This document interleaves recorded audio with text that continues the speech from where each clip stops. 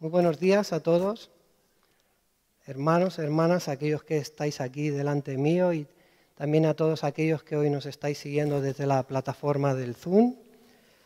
Y antes de seguir con este culto, me gustaría poner esta predicación en manos del Señor, así que vamos a orar.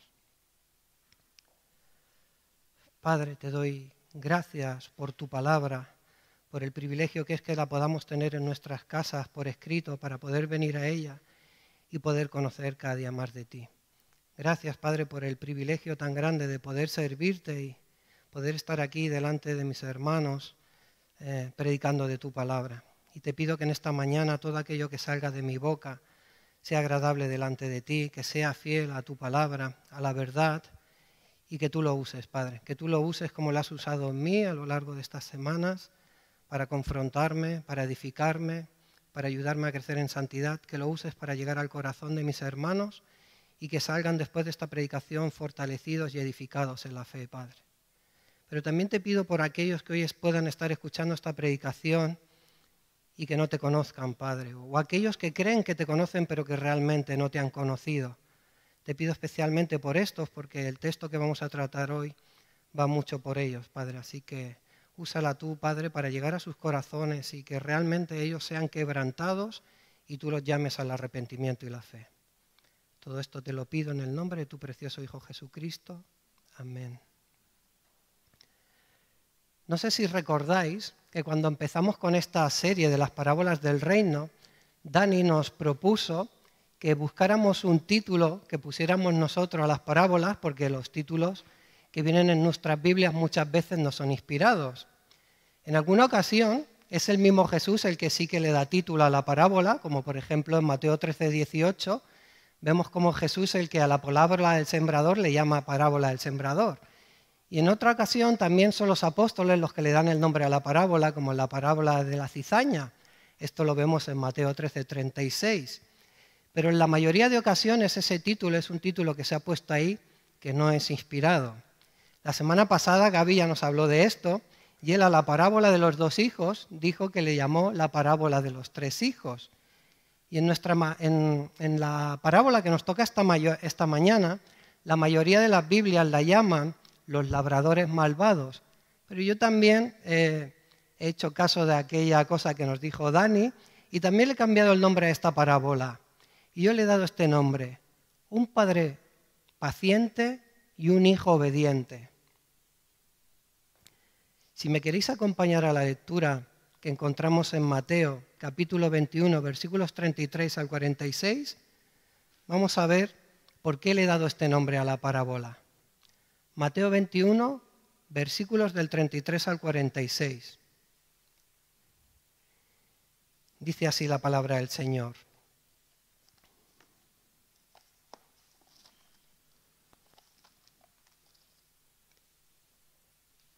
Oíd otra parábola. Hubo un hombre, padre de familia, el cual plantó una viña, la cercó de vallado, cavó en ella un lagar, edificó una torre y la arrendó a unos labradores y se fue lejos. Y cuando se acercó el tiempo de los frutos, envió sus siervos a los labradores para que recibiesen sus frutos. Mas los labradores, tomando a los siervos, a uno golpearon, a otro mataron y a otro apedrearon. Envió de nuevo otros siervos, más que los primeros, e hicieron con ellos de la misma manera. Finalmente les envió su hijo, diciendo: tendrán respeto a mi hijo. Mas los labradores, cuando vieron al hijo, dijeron entre sí: este es el heredero, venid, matémosle y apoderémonos de su heredad. Y tomándole, le echaron fuera de la viña y le mataron. Les dijo Jesús: cuando venga pues el señor de la viña, ¿qué hará a aquellos labradores? Y aquellos que estaban escuchando le dijeron: a los malos destruirá sin misericordia y arrendará su viña a otros labradores que le paguen el fruto a su tiempo. Y Jesús les dijo: ¿nunca leísteis en las Escrituras: la piedra que desecharon los edificadores ha venido a ser cabeza del ángulo? El Señor ha hecho esto y es cosa maravillosa a nuestros ojos. Por tanto os digo que el reino de Dios será quitado de vosotros y será dado a gente que produzca los frutos de él. Y el que cayere sobre esta piedra será quebrantado, y sobre quien ella cayere le desmenuzará. Y oyendo sus parábolas, los principales sacerdotes y los fariseos entendieron que hablaba de ellos, pero al buscar cómo echarle mano temían al pueblo porque éste le tenía por profeta. Hasta aquí la palabra del Señor. Dejadme que os diga que cuando leí esta predicación pensé, voy a tener que predicar toda la Biblia entera. Porque si veis, habla desde ese principio de ese Dios creador hasta que ese Dios escoge a un pueblo y hasta que Dios manda a su Hijo y acaba diciendo cuando Dios vuelva que le dará a aquellos labradores. Tenemos ahí toda la historia de la Biblia. Así que tengo que reconocer que me ha costado muchísimo preparar esta predicación. Pero antes de entrar en la parábola, quisiera poneros en contexto para poder entender muy bien qué es lo que Jesús está explicando aquí y por qué. Va a ser un poco repetitiva con la semana pasada, porque estas dos parábolas en el Evangelio de Mateo las tenemos seguidas. Hay que recordar que estamos en la última semana de vida de nuestro Señor Jesucristo antes de la cruz, como Él mismo ya había anunciado. Y era la semana en la que Jerusalén se engalonaba, se vestía de lujo para celebrar la Pascua, donde los judíos ahí mostraban su gran fervor, su gran religiosidad por esos rituales religiosos que ellos celebraban. Pero Jesús sabía que todo aquello no era más que una fachada religiosa, que por fuera sí estaba muy adornada y parecía hermosa. Tú ibas a Jerusalén en aquellos tiempos y veías una gran felicidad, un gran gozo por aquello que celebraban, pero en el fondo Jesús sabía que por dentro aquello estaba sucio y seco, igual que aquella higuera que vio el Señor en aquella mañana, que estaba con muchas hojas, pero que no llevaba fruto.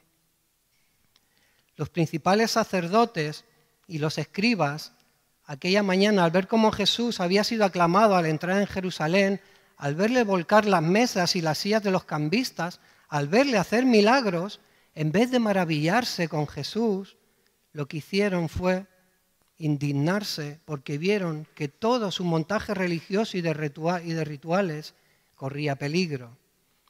De manera que, ¿qué hacen aquellos líderes religiosos? Ellos, que eran enemigos entre ellos, como los fariseos y los saduceos, se juntaron y se confabularon contra Jesús y buscaban cómo atraparle, haciéndole todo tipo de preguntas capciosas y malintencionadas para así poder acusarle de blasfemia y poder matarlo. De manera que al día siguiente, cuando Jesús entró al templo, los principales sacerdotes y los ancianos se le acercaron y le hicieron una pregunta. Le dijeron, ¿con qué autoridad haces estas cosas? Y si os fijáis aquí, con esta pregunta no niegan el poder de Jesús, pero cuestionan de dónde viene su autoridad. Y aquí lo que hace Jesús es magistral.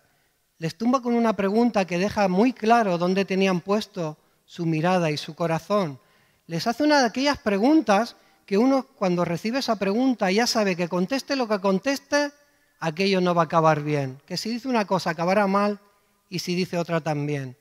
A mí esto me recuerda cuando estamos viendo una película, la Luisa y yo, y de repente sale una actriz muy guapa. Y la Luisa sabe que es muy guapa. Y me pregunta, ¿tú la ves guapa? Yo ya sé que aquello no va a acabar bien. Si digo que sí, me va a decir, ¿qué? No sé. Y si digo que no, me va a decir, mentiroso. Pues esto es lo mismo. Aquellos judíos, aquellos líderes religiosos no sabían qué contestar, pero en su razonamiento vemos que temían más a los hombres que a Dios. Dijeron, si decimos del cielo dirá, ¿por qué pues no le creísteis? Y si decimos de los hombres dirán, tememos al pueblo. De manera que por temor al pueblo prefirieron no responder. Así que Jesús tampoco respondió a la pregunta que ellos le habían hecho. Pero Jesús no les responde por la verdad, no porque Jesús no quiera hacerlo, sino porque ellos no querían escuchar la verdad. Eran ellos los que no estaban dispuestos a escucharle, porque solo querían creer en su verdad. Entonces, aquí Jesús les explicó una serie de parábolas para poder mostrarles su condición. Y según vemos en el Evangelio de Mateo, vemos como Jesús pronuncia esta parábola y la anterior seguidas.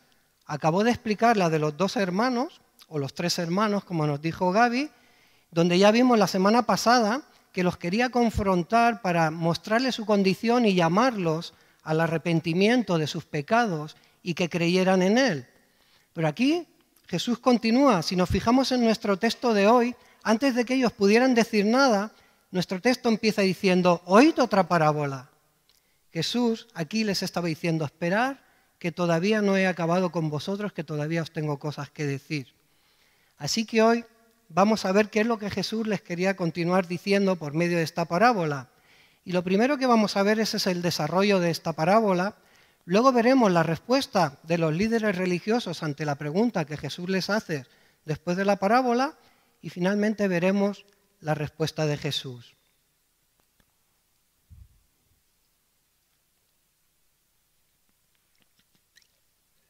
Lo primero que vemos en la parábola es que el padre de familia es el que lo hace todo. Él planta la viña, él pone el vallado para proteger la viña, cava el lagar para que puedan pisar la uva y edifica la torre para que la viña pueda estar vigilada.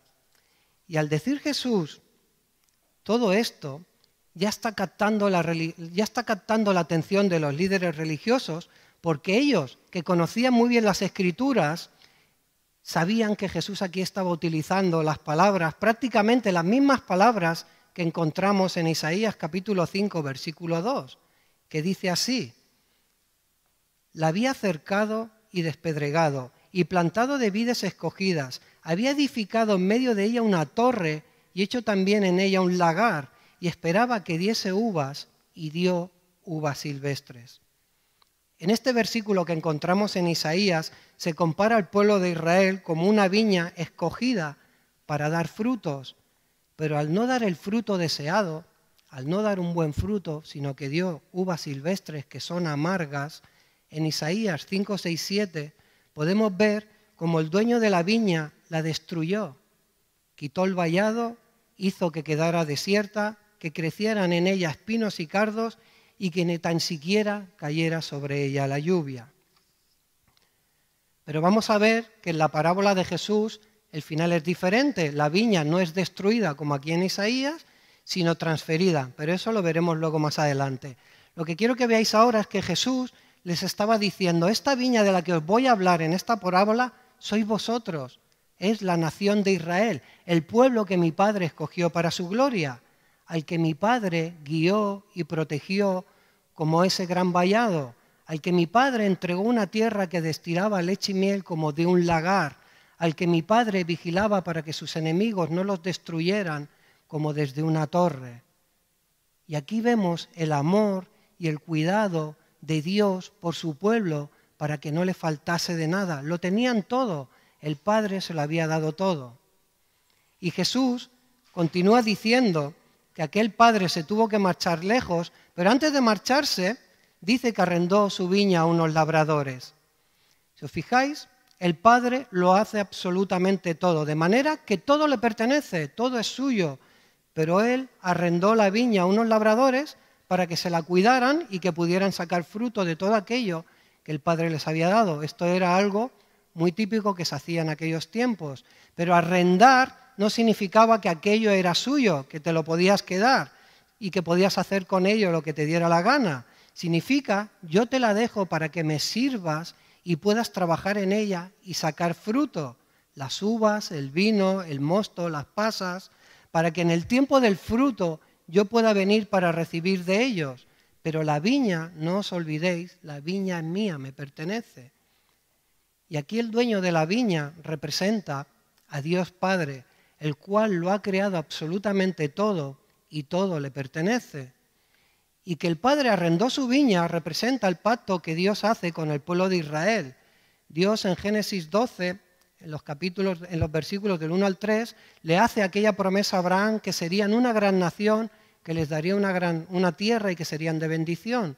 Y luego más adelante, en Éxodo, en el capítulo 19, versículo 5, dice así: ahora pues, si diereis oído a mi voz y guardareis mi pacto, vosotros seréis mi especial tesoro, todos los pueblos, sobre todos los pueblos, porque mía es toda la tierra.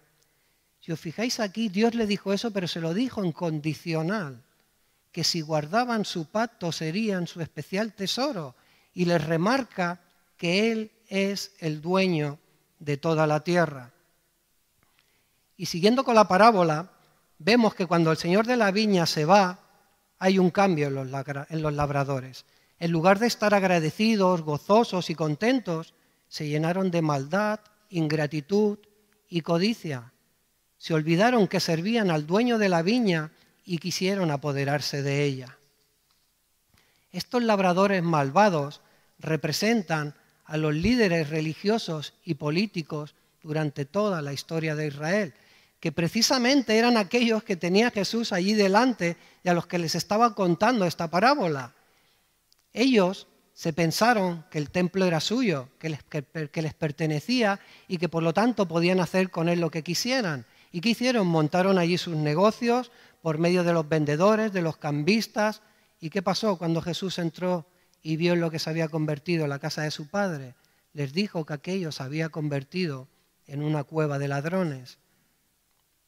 Y la parábola continúa diciendo que cuando llegó el tiempo de los frutos, el señor de la viña envió a sus siervos para que recibiesen de ellos, pero en vez de eso, los siervos fueron golpeados, apedreados y a otros mataron.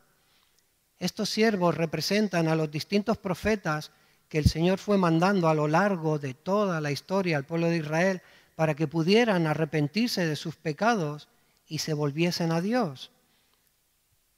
A lo largo del Antiguo Testamento encontramos infinidad de ejemplos de esto que os estoy diciendo. Yo os voy a mostrar el que encontramos en 2 de Crónicas, capítulo 24, 19 al 21. Y dice así, Crónicas 24, el 19 al 21. Y les envió profetas para que los volviesen a Jehová, los cuales les amonestaron, mas ellos no los escucharon. Entonces el Espíritu de Dios vino sobre Zacarías, hijo del sacerdote Joiada, y puesto en pie donde estaba más alto que el pueblo, les dijo, así ha dicho Dios, ¿por qué quebrantáis los mandamientos de Jehová? No os vendrá bien por ello, porque por haber dejado a Jehová, él también os abandonará. Pero ellos hicieron conspiración contra él, y por mandato del rey lo apedrearon hasta matarlo en el patio de la casa de Jehová.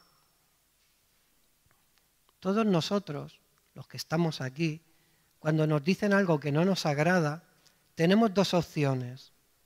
Bien, primera, tratar de escuchar aquello que nos están diciendo para poder cambiar aquello que estamos haciendo mal, o bien hacer oídos sordos, no escuchar y seguir con nuestras vidas porque nos creemos que somos los mejores. El pueblo de Israel hizo esto segundo. No escucharon a los profetas y no solo eso, sino que conspiraban contra ellos para matarlos, al igual que Jesús estaba explicando aquí en la parábola. Y en este punto de la parábola vemos como todo da un giro muy radical, es un cambio. Los labradores se vuelven tremendamente malvados y uno, al ver cómo se vuelven estos labradores, podría pensar que el padre va a tener una respuesta similar a la de ellos, que también va a actuar con contundencia. Pero siguiendo con la parábola, vemos como este padre de familia, el dueño de la viña, a pesar de la maldad de los labradores, no manda al ejército ni tampoco hace nada para poder acabar con ellos, ni lo denuncia tampoco ante las autoridades. ¿Qué hace? Es paciente y sigue mandando más siervos. En el versículo 36 dice, envió de nuevo otros siervos más que los primeros. El dueño de la viña, aquel padre de familia, es paciente, muy paciente. Y a pesar de cómo trataron a los primeros siervos, continuó enviando a más siervos para ver si así entraban en razón, volvían en sí y se arrepentían. Pero no fue así. A los siguientes los trataron igual que a los primeros. Dice, e hicieron con ellos de la misma manera. Lo mismo sucedió con el pueblo de Israel.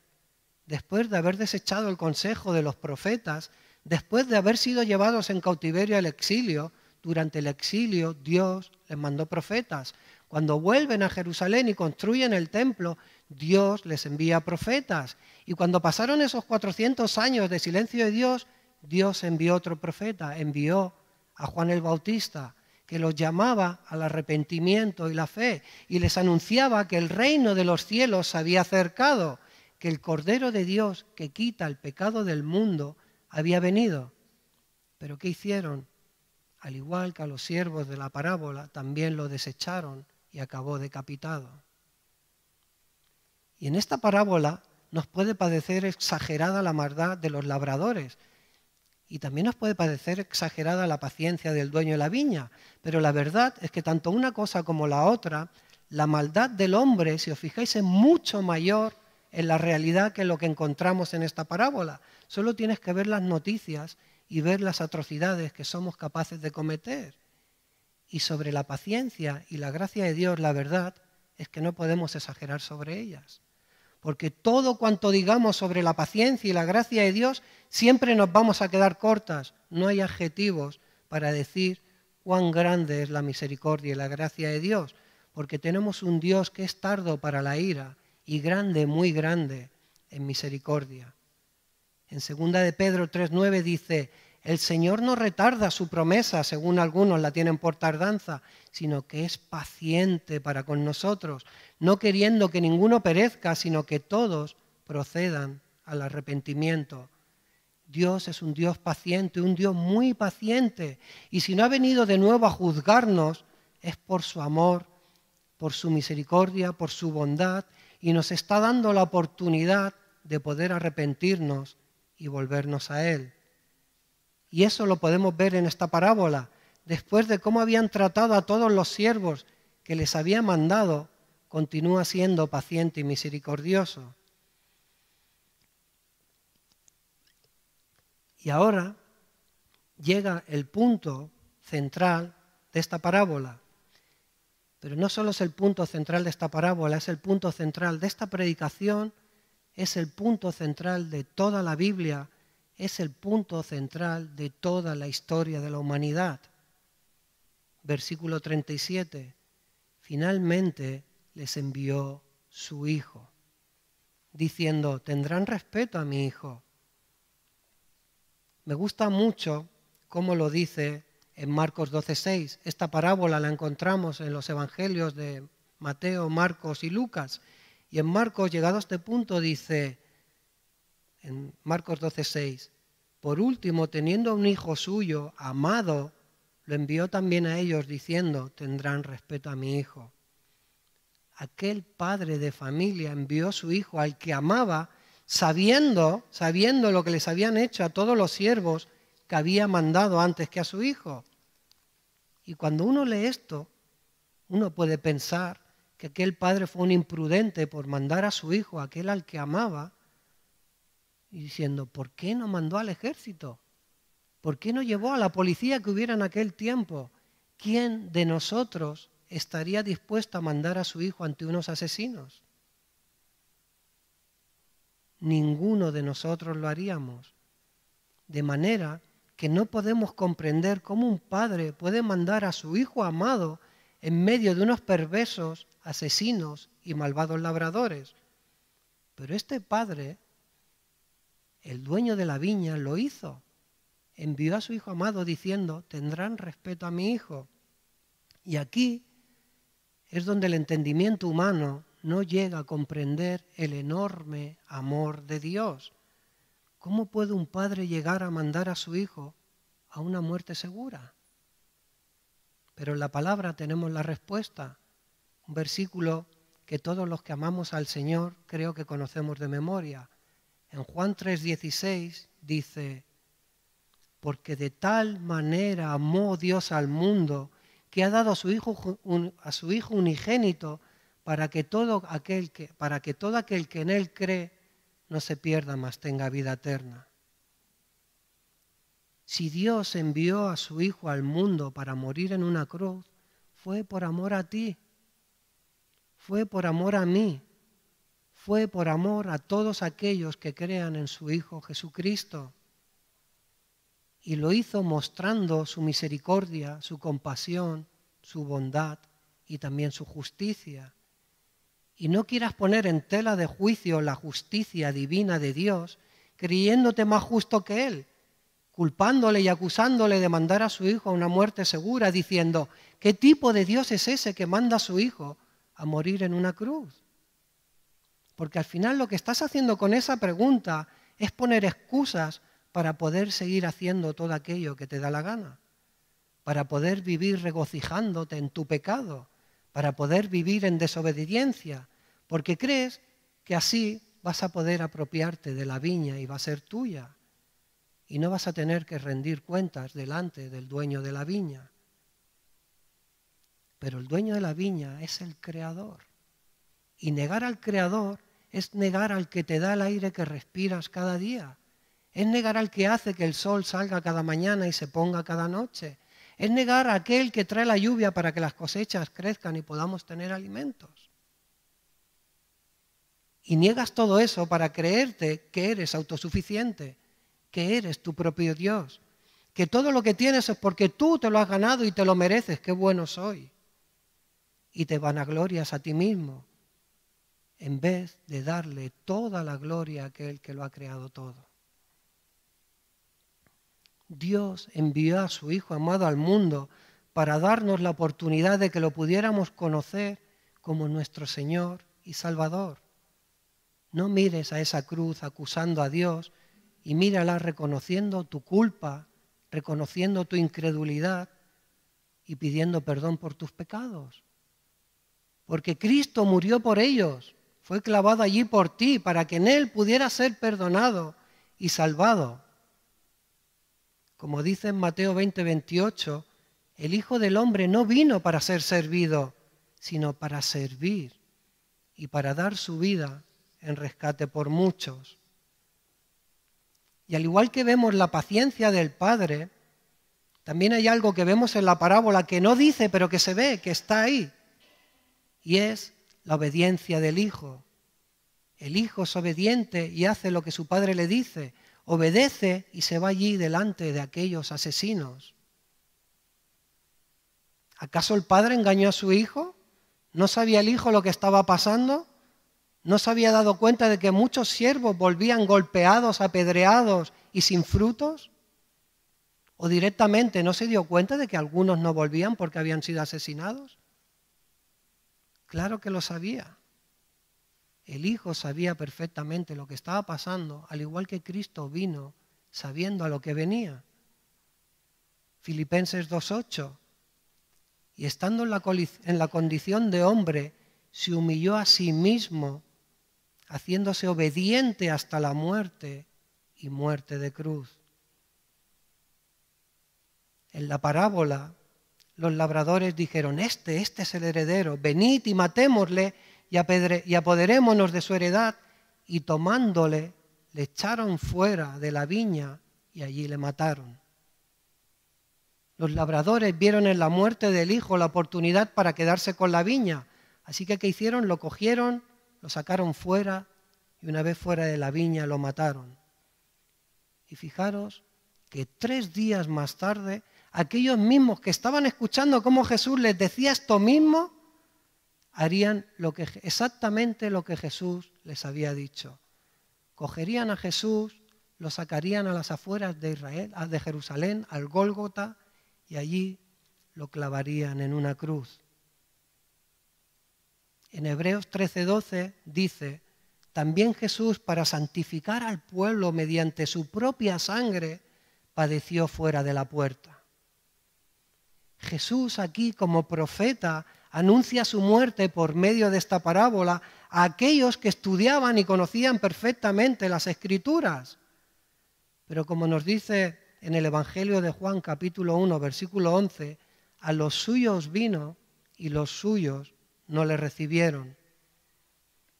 El problema de estos labradores es el mismo que hoy tiene la humanidad, que no quiere darle el fruto de la viña al dueño, quieren quedárselas para sí mismos. La humanidad le quiere quitar a Dios el trono que le corresponde y quiere quedarse con la heredad.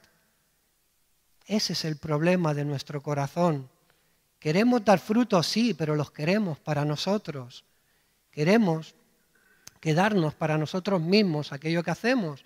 No queremos trabajar para otros y buscamos nuestra propia gloria. Queremos lo que a Dios le corresponde.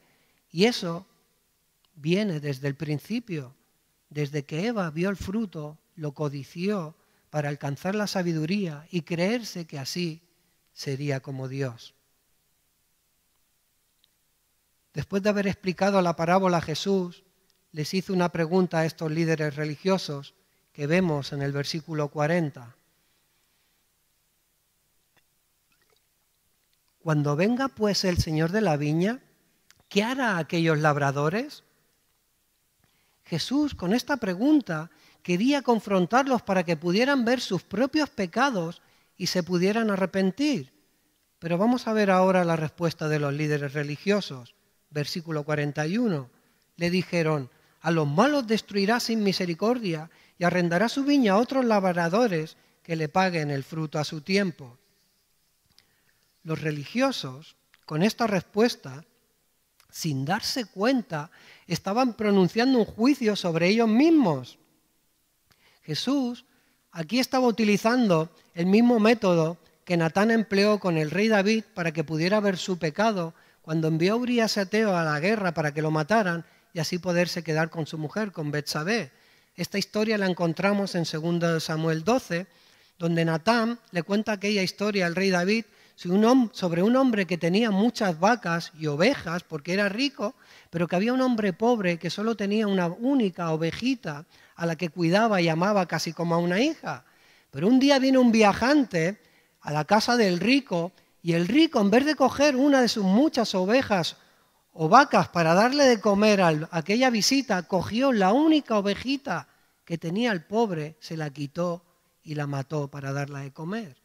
Cuando el rey David escuchó esto, se encendió en su furor y dijo: vive Jehová, que el que tal hizo es digno de muerte. Y entonces Natán le dijo: tú eres aquel hombre. Tú eres aquel hombre. Hermanos, qué fácil nos es hacer juicio sobre los demás, pero qué difícil nos resulta hacer un juicio sobre nosotros mismos. O como nos dice Jesús, saca primero la viga de tu propio ojo y entonces verás bien para sacar la paja que está en el ojo de tu hermano.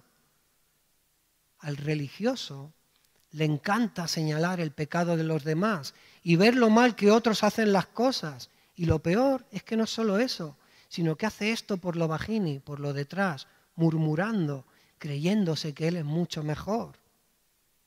Y aquí los religiosos que estaban escuchando a Jesús no tardaron en pronunciar juicio contra aquellos labradores perversos, diciendo que no eran dignos de la misericordia de Dios. Porque el religioso es así, es rápido en señalar a los demás, en acusar, en juzgar, en criticar y murmurar y en ver el pecado ajeno. Para eso los religiosos son los mejores, son unos cracks. Si quieres saber si estás pecando, ves a un religioso, te lo va a decir enseguida.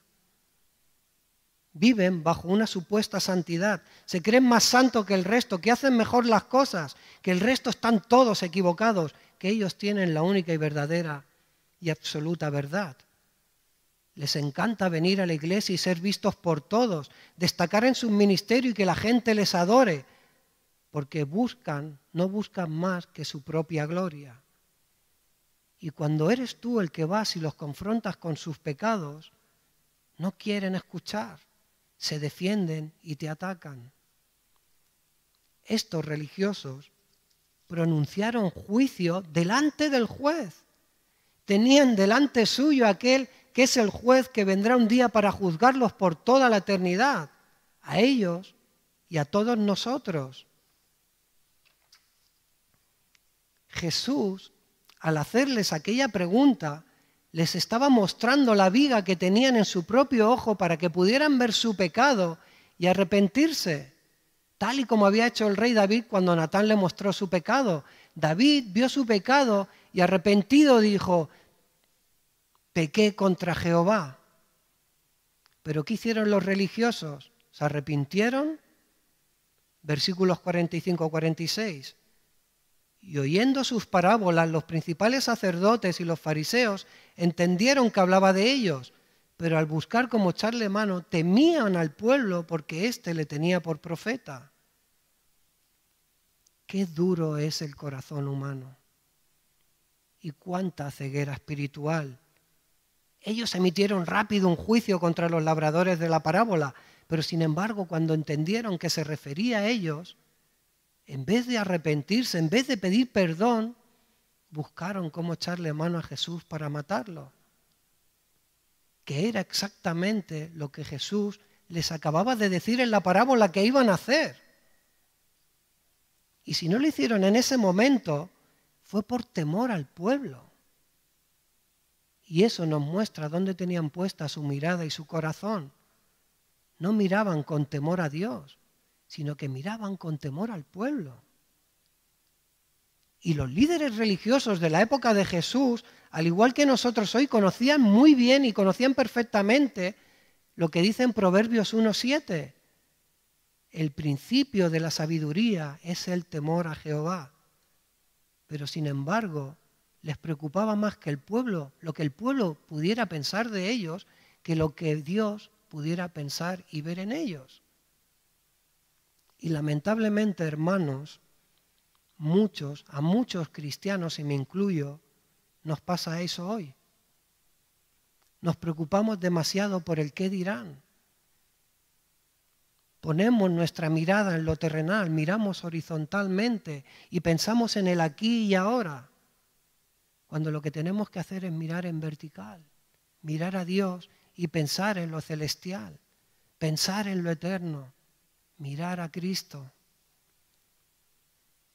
Si tú te dices cristiano, pero estás preocupado de lo que diga la gente, permíteme que te diga que entonces estás siendo un religioso, porque estás apartando la mirada de Cristo y poniéndola en ti mismo. Estás buscando tu propia gloria y estás temiendo perder tu posición delante de aquellos que te están viendo. Y eso es lo que le pasó a los líderes religiosos. Pero sin embargo, 3 días más tarde, con sus mentiras, con sus acusaciones, hicieron que el pueblo también apartara su mirada de Dios y convencieron al pueblo de que Jesús era un impostor, y llevados por su odio, por su fanatismo, por su incredulidad, por su religiosidad, sacaron al hijo de la viña y lo mataron exactamente igual que les acaba de decir Jesús. Pero hermanos, amén y aleluya, aunque en realidad ellos pensaron que lo habían matado y que se habían quedado con la viña, pero no fue así. Qué equivocados estaban. Ni se quedaron con la viña, ni pudieron matar al hijo, porque al hijo nadie puede matarlo. Porque el hijo resucitó y hoy está en gloria a la diestra del Padre, gobernando desde los cielos hasta el día en que vuelva como Rey de Reyes para reinar sobre su pueblo por toda la eternidad. Y eso era lo que Jesús quería mostrarles, que Él es la piedra angular, que Él es el fundamento, que Israel fue escogido para la gloria de Dios y no para su propia gloria. Jesús les dijo: ¿nunca leísteis en las Escrituras: la piedra que desecharon los edificadores ha venido a ser cabeza del ángulo? El Señor ha hecho esto y es cosa maravillosa a nuestros ojos. Aquí Jesús los está confrontando con las Escrituras que, como he dicho antes, ellos conocían muy bien. Les está citando los versículos 22 y 23 del Salmo 118, que es un salmo mesiánico que ellos conocían perfectamente porque era uno de los salmos que los judíos cantaban cada año durante la celebración de la Pascua. Y Jesús les está diciendo: pero vosotros os habéis parado a entender qué es lo que dice este salmo, que lo cantáis cada año. En este salmo mesiánico se muestra la muerte de Cristo. Jesús es la piedra que desecharon los edificadores. Pero al crucificarlo, pero que al resucitar, viene a ser la cabeza, la piedra de ángulo que todo lo sostiene. Al desechar aquella piedra, años más tarde, en el año 70 después de Cristo, las legiones romanas, bajo las órdenes de Tito, destruyeron el templo de Jerusalén por completo y no quedó piedra sobre piedra, como ya Jesús había profetizado. Aquel templo de piedra que ellos tanto adoraban fue destruido, pero de allí surgió y se levantó, a partir de aquella nueva piedra angular que era de carne, creció la iglesia. Como dice al final del versículo 42, el Señor ha hecho esto y es cosa maravillosa a nuestros ojos.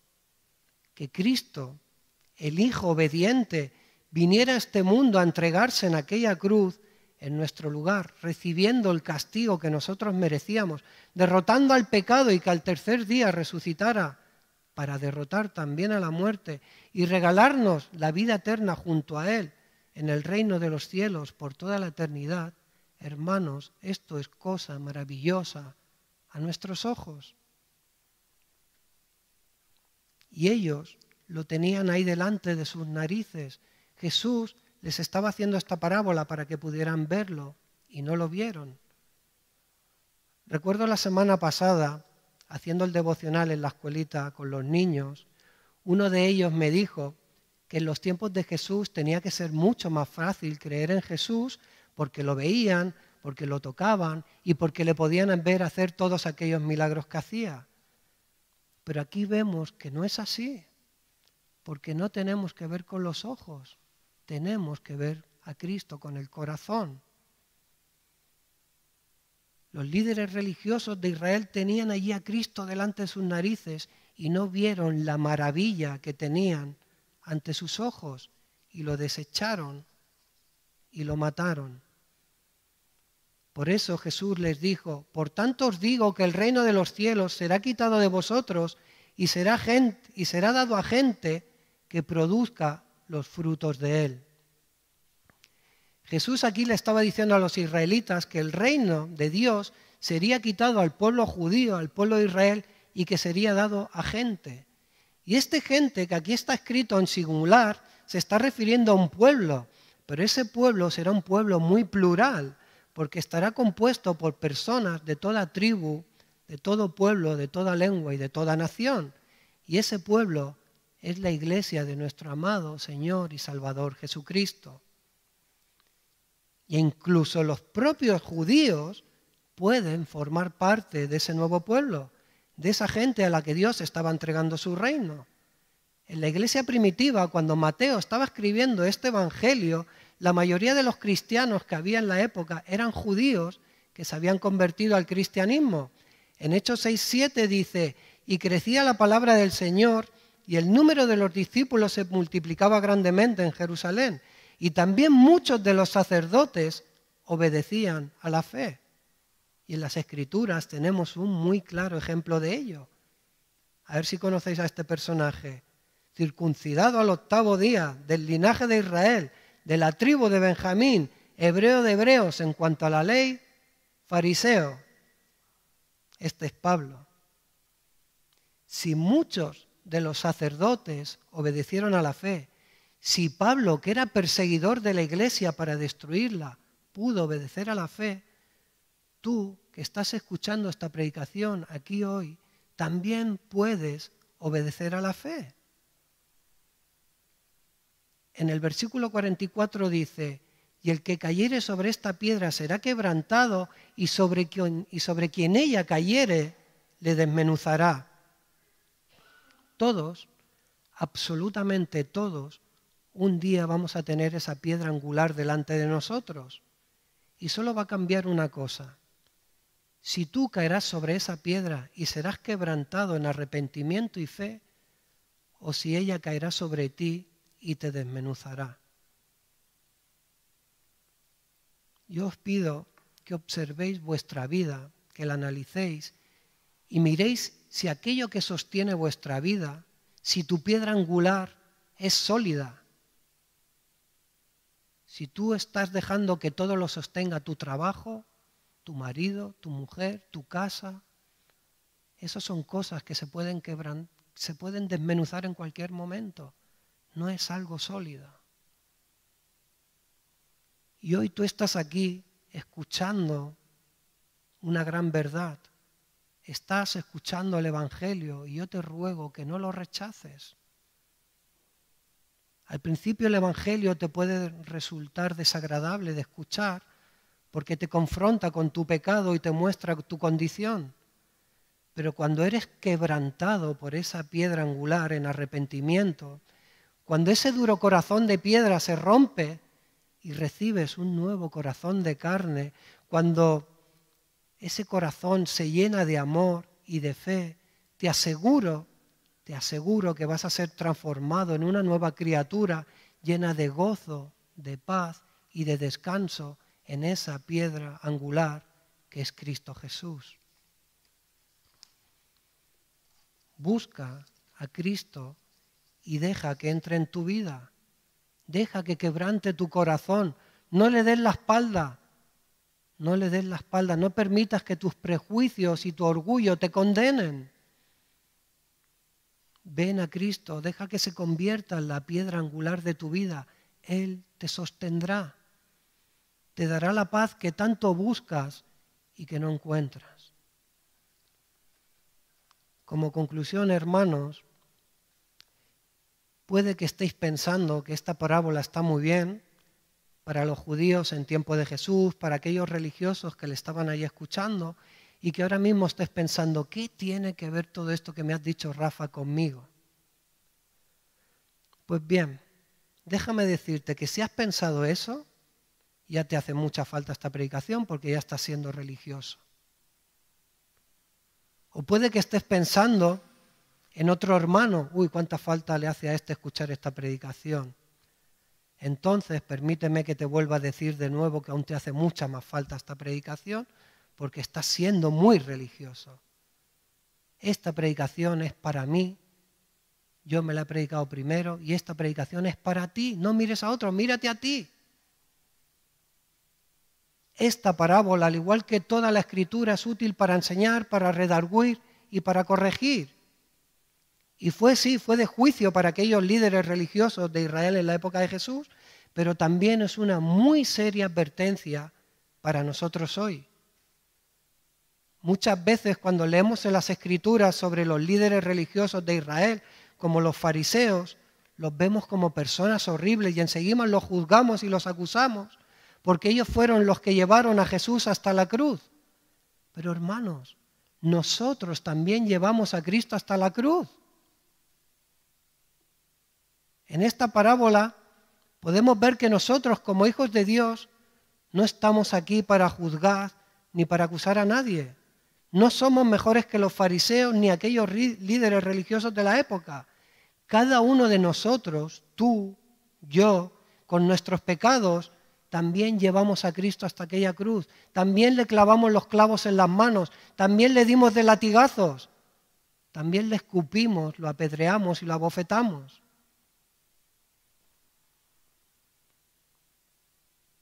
Cristo en la cruz no solo murió por los pecados del pueblo de Israel, no solo murió por los fariseos, no solo murió por los romanos, Cristo en la cruz murió por ti y por mí.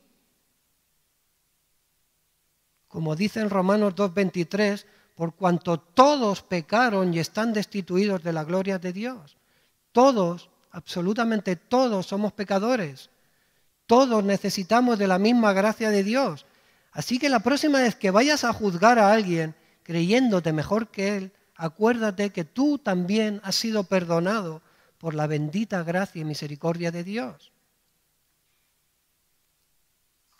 Y puede que al escuchar esta parábola, enseguida también hayas juzgado a esos labradores malvados como hicieron aquellos líderes religiosos. Cuidado, cuidado, porque al igual que ello puedes que estés pronunciando un juicio sobre ti mismo.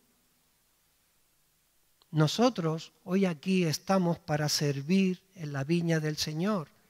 Y el Señor hoy nos está haciendo una pregunta, te está haciendo una pregunta. ¿Qué estás haciendo con mi viña? Mira tu vida y piensa, ¿estás trabajando en la viña del Señor? ¿O para quién estás trabajando? ¿Estás trabajando para ti? ¿Estás llevando fruto? ¿Estás dispuesto a sufrir como sufrieron aquellos siervos para obedecer a su Señor? Y la gran pregunta, ¿qué hará contigo cuando venga el Señor de la viña?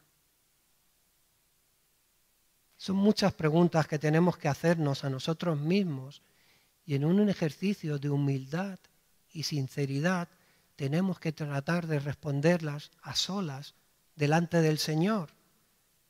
Y en base a tus respuestas, pídele a Dios que te ayude a luchar contra tu hipocresía, contra tu religiosidad o contra tu incredulidad. Porque Él es paciente, muy paciente. Y hoy te ha mostrado con esta parábola, nos ha dado esta parábola para que podamos ver nuestra condición y nos podamos arrepentir y nos podamos humillar delante del Hijo y reconocerlo como al heredero y servirle. Dios le dio la viña a otros para que dieran fruto y ese otro es la Iglesia, somos nosotros y tenemos un llamado a predicar el Evangelio. No podemos quedarnos en nuestras casas sentados aquí sufriendo y padeciendo al igual que sus siervos. Tenemos que poner nuestra mirada en Cristo, en ese Hijo obediente. Y el fruto que Dios espera de nosotros es la santidad. Crecer en Jesús, permanecer en Él, tener vida íntima con Él, venir a Él por medio de la oración y el estudio de su palabra, meditando en ella, cobrando conciencia de que su Espíritu mora en nosotros. Y eso nos capacita para poder crecer en santidad y madurar en la fe y que llevemos frutos agradables delante de Dios. Porque un día seremos llamados a rendir cuentas delante de Dios de lo que estamos haciendo con nuestras vidas. Y hermanos, llegado aquel día, sería una pena que aquel día descubras que en vez de ser como uno de sus siervos, realmente Él te esté viendo como uno de los labradores malvados. Y para terminar ya, hermanos, como os dije, he llamado a esta predicación un padre paciente y un hijo obediente, porque en algún momento todos nos hemos comportado como esos labradores malvados.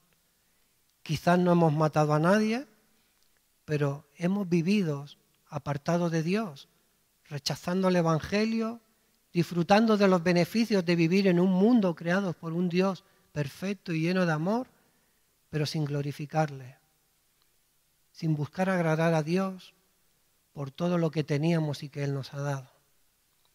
Pero Dios, en su infinita paciencia, envió a su Hijo, que en perfecta obediencia vino y vivió la vida perfecta que nosotros no hemos sido capaces de vivir, para que en la cruz Él cargara con todos nuestros pecados. El Padre paciente, muy paciente, no tuvo en cuenta nuestras rebeliones, nuestra desobediencia, nuestra incredulidad, y por su pura y bendita gracia nos llamó al arrepentimiento y la fe. Y por esa fe en la preciosa obra de su Hijo Cristo, el Hijo obediente, nosotros somos salvados y perdonados por el puro afecto de su voluntad. Amén. Vamos a orar, hermanos. Padre, gracias por tu preciosa palabra que nos confronta, que nos enseña, que nos edifica y que nos fortalece en la fe, que nos ayuda a mirarnos delante de ella para poder ver nuestros pecados. Gracias, Padre amado, por tú guardarnos y cuidarnos y mostrar ese amor cuando contemplamos la creación y todo lo que tú nos has dado. Gracias, Padre, por tu paciencia infinita. Gracias porque a pesar de nuestros pecados y nuestra desobediencia, tú nos dejaste tu palabra para que pudiéramos vernos en ella. Y sobre todo, gracias, Padre, porque enviaste a tu Hijo, a tu único Hijo, a tu amado Hijo, a morir por nosotros en aquella cruz. Perdóname, Padre, por cuanto he mirado tantas veces a esa cruz y la he despreciado. Perdóname. Pero ayúdame a vivir ahora gozoso y contento sabiendo que Cristo pagó por mis pecados, que he sido perdonado. Ayúdame a crecer en santidad. Ayúdame a no hacer pequeña aquella cruz con cada uno de mis pecados, sino a vivir una vida de arrepentimiento y de fe. Te pido que ayudes a que cada uno de mis hermanos viva así, Padre. Que tú cada día los llames al arrepentimiento y la fe, que tengan una relación personal, íntima con Jesús, que sean conscientes que tienen al Espíritu dentro que los capacita para vivir trayendo delante de ti frutos agradables. Úsanos, Padre, usa esta iglesia de Vilafranca, usa la iglesia del Vendrell para que te demos gloria, Padre. Te lo pido todo en el nombre de Cristo Jesús. Amén.